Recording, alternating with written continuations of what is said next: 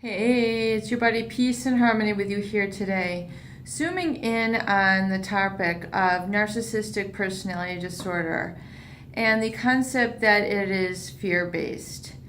There are many schools of thought, philosophies that there exist really at the root of all human emotions are really very basic and simple, divided between love and that of fear. A sense of fear is a sense of uncertainty, concern, worry, angst, insecurity, not knowing, the feeling of scarcity, the feeling that there won't be enough food, there won't be enough money, there won't be enough love, there won't be enough heat. Whatever it is, that is fear-based, really it's derived out of a feeling of scarcity, meaning there isn't going to be provisions, and then the counter to that is the emotion of love, and then all the emotions that spring from the source of love. So love being really a sort of it's all in the individual, really, how you perceive love, but it's really thought to be the feeling of connection, affection, acceptance, wholeness, integrity, safety, awe. These are all, expressions of love. So if we really think about the core of love and really coming from a foundation of abundance, that is manifested by love, versus coming from a source of fear, which is the source of scarcity, poverty, angst, insecurity, violation of others, exploitation of others, victimization of others, the trying to be judgmental of others, envious of others, feeling that one is not good enough, all originates from the fear side versus the love side. So as we explore this concept here in this video and really how it manifests and works in narcissistic personality disordered people, that of the borderline and psychopath as well. If we really look at it, could really the core of the narcissist really be that in a fear-based person, someone who feels inadequate, someone who feels less than, someone who feels insecure, someone who feels empty inside. And so in order to cover this up, they create a false self.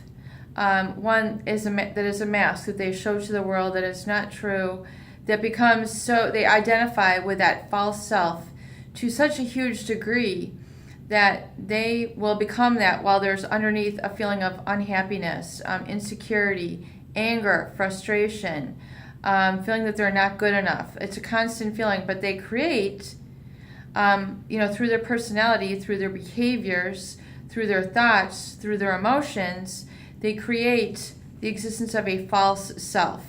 So those masks that we've been talking about in this channel, that people say are fake or insincere, all those sort of things. So they create this false self which they project onto the world, and they become with this world. And then the narcissist, what ends up happening is they truly begin to identify with their false self rather than their authentic self. And then so the narcissist, who really just full throttle forward in their life, is identifying with this false self, this need to overcome this feeling of emptiness, insecurity, and is so motivated by this that they will exploit others, they will hurt others, they will be driven by extreme amounts of greed, they will use immorality to accomplish their goals, they might abuse natural resources, violate certain sacred lands for the fact, for the fulfillment of a corporate objective.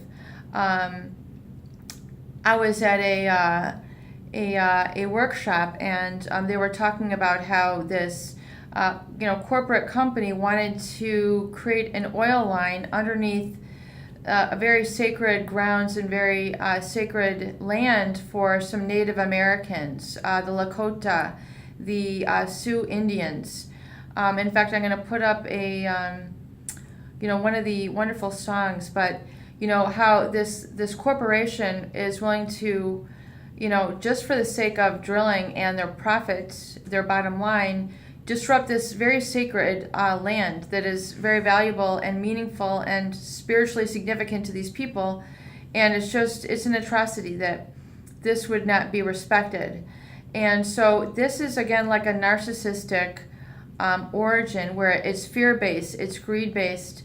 And so, in any way, so what ends up happening is the narcissist, they so identify with their false self that they are so driven by their need to become superior, to be greater than, to be better than, that they so identify with this false self that they are willing to hurt, victimize, and exploit others, and really cut off a sense of emotional connection that would be really a true sort of respect to other people and their environment, their needs, their feelings, hear where they're coming from, etc. So there's a huge severing of emotional connection that the narcissist engages in on a daily and chronic basis. So looking really at the origin of that, do you see how then it's that this feeling of discontent that drives the narcissist? In fact, many psychologists have noted that many affluent people will enter into psychoanalysis, and will enter into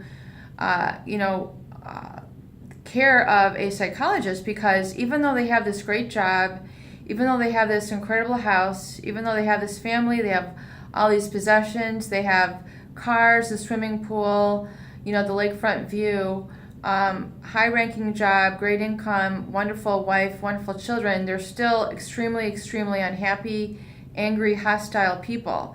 How can this be? Well, there's got to be a core of fear, insecurity, and all the emotions that arise out of that.